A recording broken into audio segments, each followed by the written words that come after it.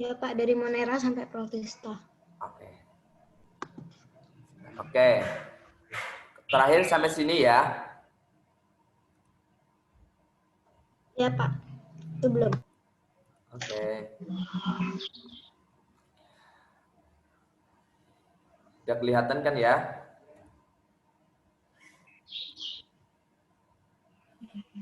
Oke. Baik, Pak Fikri mulai. Ya, kemarin sudah sampai protista mirip jamur. Nah, untuk selanjutnya kita akan mempelajari kingdom yang nomor 3, yaitu kingdom fungi, ya. Kingdom fungi. Nah, jamur ya. Makanya ada fungisida. Apa artinya?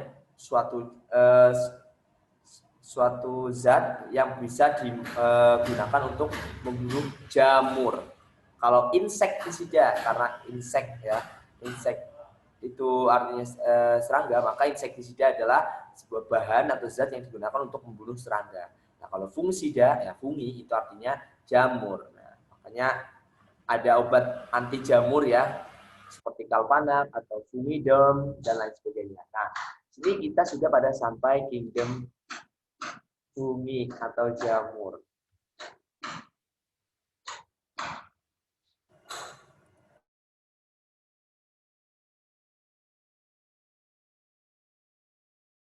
Oke. Pada kingdom fungi atau jamur, nah sebentar Pak Fikri nyalakan ini dulu pointernya. Oke, highlighter. Oke. Bentar. Kingdom fungi. Nah, oke. Apa ciri-cirinya? Nah, ciri-cirinya itu yang pertama adalah tidak berklorofil, ya, tidak memiliki klorofil, ya, tidak memiliki zat hijau daun, ya. Ini adalah ciri-ciri dari jamur. Selanjutnya bersifat heterotrof, artinya si fungi ini itu tidak bisa membuat makanannya sendiri, alias artinya memerlukan makanan dari luar atau bersifat sebagai konsumen ya. Karena di sini adalah heterotrof bukan autotrof ya.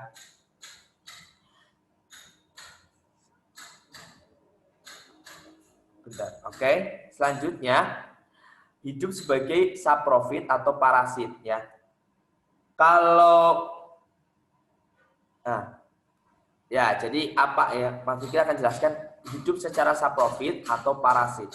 Kalau saprofit sendiri, ya, artinya itu hidup berdasarkan makanannya, sumber makanannya itu dihasilkan dari bahan-bahan organik yang mengalami pembusukan. Ya.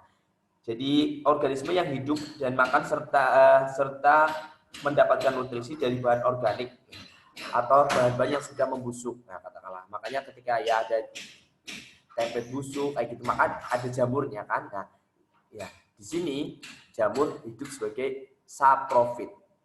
Selanjutnya ada yang bersifat parasit. Ini ngapain Mbak pelang ini? Nah, parasit itu artinya ya tidak saling menguntungkan atau merugikan ya. Contohnya ya jamur yang menyebabkan pelapukan pada tembok dan lain sebagainya. Jamur-jamur yang merusak lah pokoknya. Nah, jamur pada manusia itu juga salah satu ya, jamur juga ya. Nah, tapi memang bentuknya tidak seperti yang digambar. Oke, tubuhnya tersusun dari benang-benang halus ya, yang disebut dengan hifa. Oke. Pertama ini ada jamur namanya zygomycotina. Nah, zygomycotina dinamakan zygomycotina karena membentuk spora dengan dinding sel yang tebal, ya, dinding sel yang tebal yang disebut dengan zygospora. Ya, karena kenapa namanya zygomycotina itu karena ini, karena berkembang biak membentuk spora, ya, dengan dinding yang tebal yang dinamakan zygospora sehingga dinamakan zygomycotina. Berhabitat di darat tanah atau pada sisa organisme yang telah mati. Hidup sebagai saprofit atau pengurai zat organik.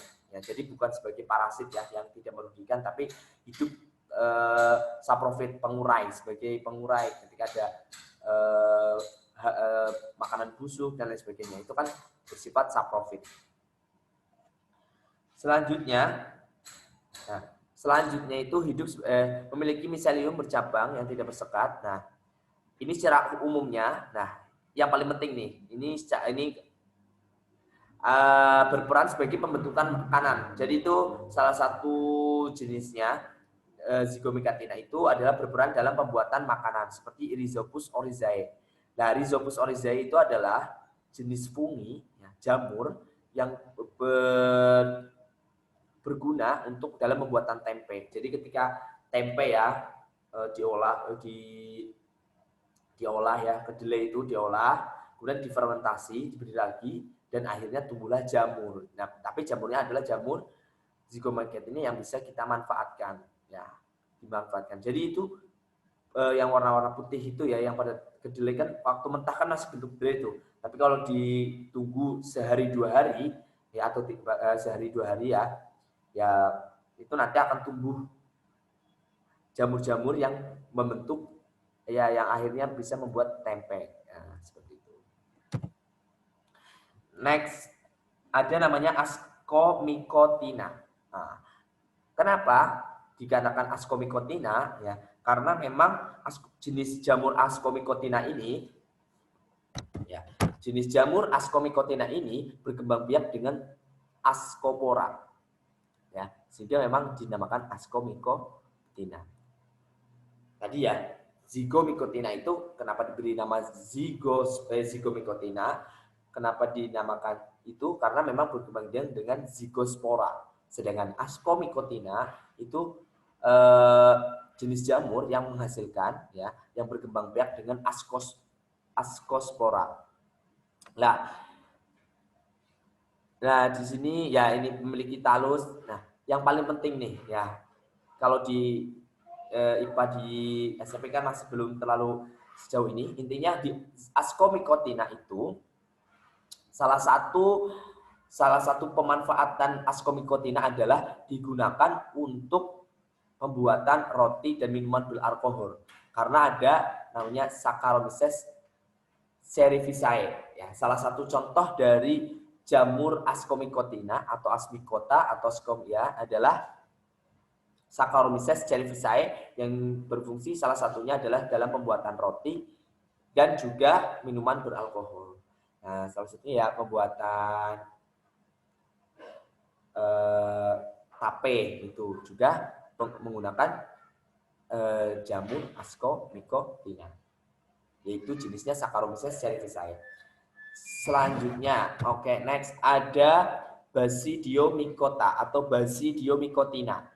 Berkembang biak dengan Basidiospora ya. Contohnya adalah jamur kuping. Nah, jamur kuping ya yang kalau biasanya jamur kuping itu ya untuk makanan-makanan di ramen kayaknya ada jamur kupingnya. Kalau tidak salah ya. Selanjutnya kalau makan risol itu kadang ada yang menggunakan campuran, ada jamur kupingnya yang warna hitam itu loh. Nah, itu namanya adalah Aurelia sp. Nah, itu bisa kita manfaatkan untuk dimakan. Nah, gambarnya ya. Jadi seperti ini. Kemudian ada jamur merang. Ini contoh jamur merang ya, atau Volvariella volvaceae. Nah, itu juga bisa kita manfaatkan untuk dimakan ya. Ini jamur merang ya, gambarnya seperti ini. Nah, yang biasa kita membuat mungkin jamur crispy dan lain sebagainya ya. Nah, ini adalah Volvariella volvaceae. Nah, kalau jamur kuping Aurelia sp. Itu salah satu contoh dari jenis jamur Basidiomycota atau Basidiomycotina. Nah, Nah, yang selanjutnya ada Deuteromycotina. Nah, jamur yang belum diketahui alat perkembangbiakan ya. Jadi jamur ini memang belum diketahui perkembangbiakannya. Nah, kalau tadi kan Zygomycotina berkembang biak dengan Zygospora. Kemudian kalau Ascomycotina berkembang biak dengan Ascospora. Sedangkan Basidiomycotina berkembang biak dengan Basidiospora. Nah, kalau Deuteromycotina itu merupakan jamur yang belum diketahui. Nah, bagaimana perkembangbiakannya? Salah satunya, nah, biasanya memang untuk Deuteromycota atau Deuteromycotina ini biasanya bersifat parasit ya, menyebabkan penyakit pada makhluk hidup lainnya, ya. Contohnya ini ya jamur panu ya, panuan itu adalah salah satu bentuk contoh dari jenis Deuteromycotina. Selanjutnya ada jamur penyebab kutu air ya, atau Epidermophyton Flocosum ya. Kalau yang jamur panu itu namanya Malassezia furfur ya. Itu nama latinnya dari jamur panu. Sedangkan penyakit kutu air jamurnya namanya Epidermophyton Flocosum. Nah, Flocosum. Nah, ya, gambarnya seperti ini. Ya, sebenarnya kalau ini mungkin kalau kita zoom dengan mikroskop. Nah, tapi gambarnya seperti ini. Kalau pada gambarnya gambar panu ya hanya membekas putih gitu saja kan. Oke. Ini adalah tadi kita sudah membahas macam-macam jamur. Nah, salah satu bahwa simbiosis mutualisme antara jamur dan ganggang membentuk kerak. Nah, membentuk lumut kerak. Nah, lumut kerak disebut juga dengan tumbuhan perintis karena dapat hidup di tempat makhluk hidup lain. Lumut kerak disebut juga tumbuhan perintis karena dapat hidup di tempat makhluk hidup lain. Gimana sih ini? Lumut kerak disebut juga tumbuhan perintis karena dapat hidup di tempat makhluk hidup lain tak dapat hidup. Oh, artinya jadi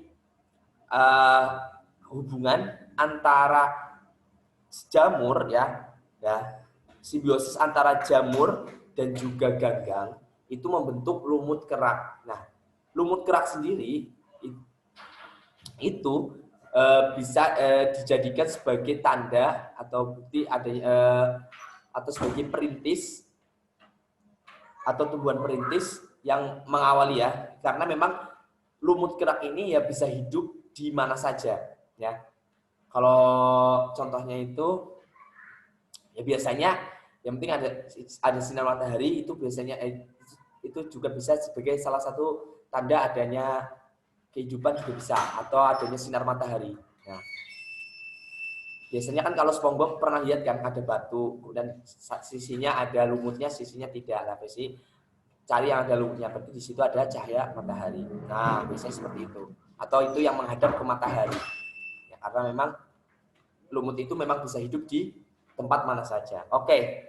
Next, kita akan ke kingdom yang nomor 4. Di kingdom nomor 4 itu ada namanya kingdom plantae. Plantae itu artinya tumbuhan. Nah, jadi ini yang benar-benar real tumbuhan ya. Kalau tadi itu ada yang memang ya jamur itu udah kingdom sendiri atau kerajaan sendiri. Oke.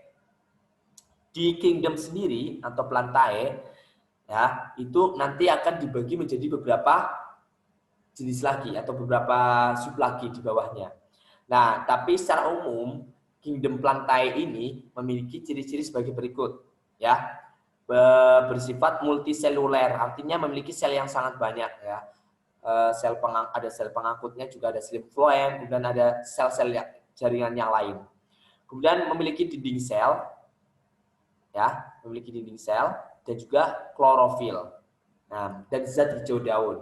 Kemudian mampu membuat makanan sendiri melalui fotosintesis sehingga bersifat autotrof. Autotrof itu artinya bisa memproduksi makanan. Selanjutnya berkembang biak secara vegetatif dan generatif. Artinya apa?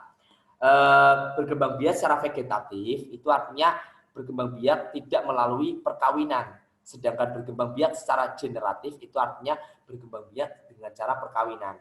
Nah, maksudnya kalau vegetatif itu ya bisa dengan cangkok, kemudian dengan stek batang, stek daun. Itu salah satu contoh berkembang biak secara vegetatif. Sedangkan secara generatif ya, atau tunas, nah, secara generatif itu melalui pembuahan atau melalui bunga, ya ada proses bunga, berbuah dan bijinya jatuh, akhirnya bisa tumbuhlah tanaman tersebut. Nah, jadi ada berkembang biak dengan cara vegetatif dan generatif.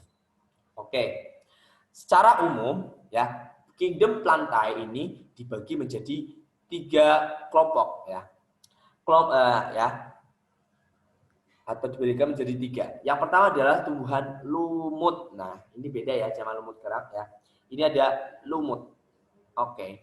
Selanjutnya ada tumbuhan paku-pakuan. Selanjutnya ya, ada tumbuhan biji. Ya, tumbuhan biji inilah yang nanti akan dipecah menjadi banyak. Oke, pertama kita akan membahas mengenai kingdom plantae. Nah, atau kingdom plantae yang pertama jenis lumut. Nah, jenis lumut ini apa ciri-ciri khusus yang membedakan kingdom plantae lumut dengan kingdom plantae mungkin paku atau kingdom plantae kelompok tumbuhan biji.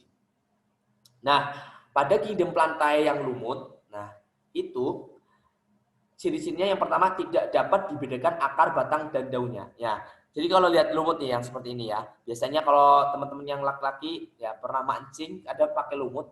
Jadi kan bentuknya kayak serabut ya, serabut benang seperti itulah ya.